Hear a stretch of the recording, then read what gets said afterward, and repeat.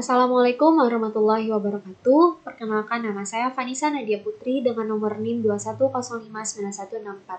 Saya berasal dari jurusan manajemen. Video ini saya buat untuk memenuhi tugas akhir ujian semester saya di mata kuliah manajemen usaha kecil dengan dosen pengampu Pak Rido Riswaldi STMM.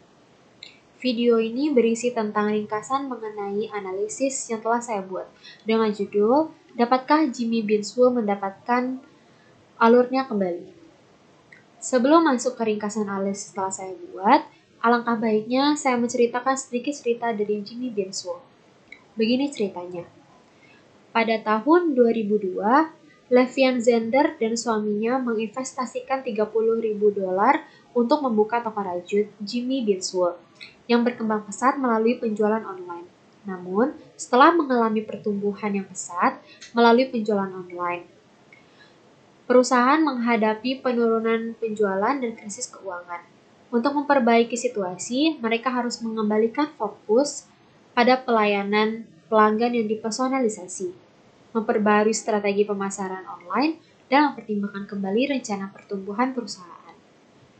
Beberapa pertanyaan penting yang perlu mereka pertimbangkan termasuk apakah perusahaan harus tetap berfokus pada produk wall dan perlengkapan merajut.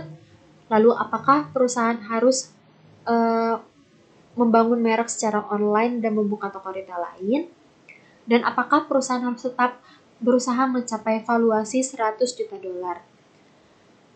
Dalam rangka mengatasi masalah yang dihadapi, keluarga Zender menyewa seorang konsultan dan sedang mencari ide-ide potensial untuk memecahkan masalah perusahaan mereka.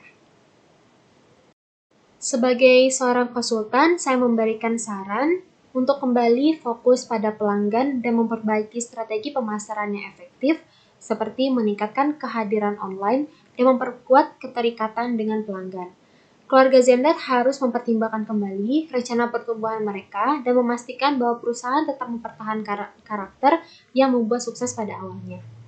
Kemudian, perusahaan harus bisa mencapai kembali di laman awal website seperti di Google. Seperti berikut adalah beberapa langkah yang harus perusahaan lakukan. Pertama, mengembangkan situs web. Kemudian kedua, meningkatkan keterlibatan media sosial. Ketiga, membuat video konten yang lebih banyak dengan menggunakan gaya sederhana, ramah, dan dibuat sendiri untuk menjaga pelanggan. Kemudian yang terakhir, fokus pada produk utama. Kemudian, sebagai seorang konsultan, saya memberikan saran untuk mengatasi masalah arus kas perusahaan. Keluarga Zender dapat melakukan beberapa langkah. Antara lain, pertama, mengevaluasi kembali strategi pemasaran perusahaan dan mengalokasikan anggaran pemasaran dengan lebih efektif. Mereka dapat mempertimbangkan untuk memfokuskan pemasaran pada pelanggan inti mereka yang gemar merajut dan memperbarui strategi pengoptimalan mesin pencari dan kehadiran media sosial perusahaan.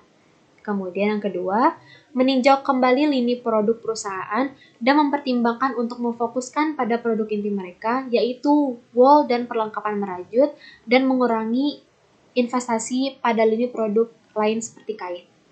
Yang ketiga, mengevaluasi kembali rencana pertumbuhan perusahaan dan mempertimbangkan untuk fokus pada pertumbuhan yang berkelanjutan dan menguntungkan daripada mencapai tujuan nilai perusahaan senilai $100 juta.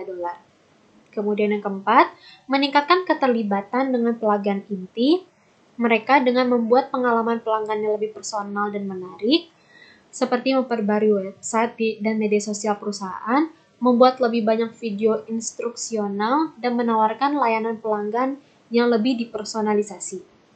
Kemudian yang terakhir, untuk mengatasi masalah arus kas perusahaan, meninjau kembali pengeluaran perusahaan dan mengurangi biaya yang tidak perlu, seperti biaya pemasaran biaya pemasaran yang mahal dan mengeluarkan yang tidak efektif.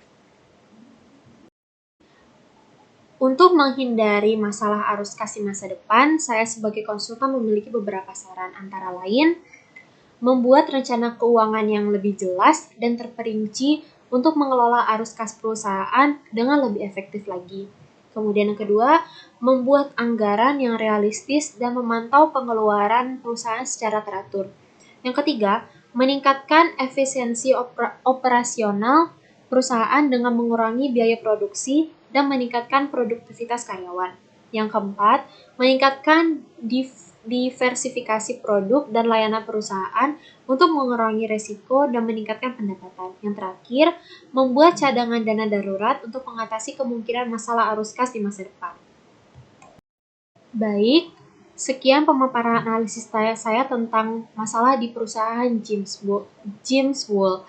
Mohon maaf bila ada kesalahan kata. Wabillahi taufiq wal hidayah. Wassalamualaikum warahmatullahi wabarakatuh.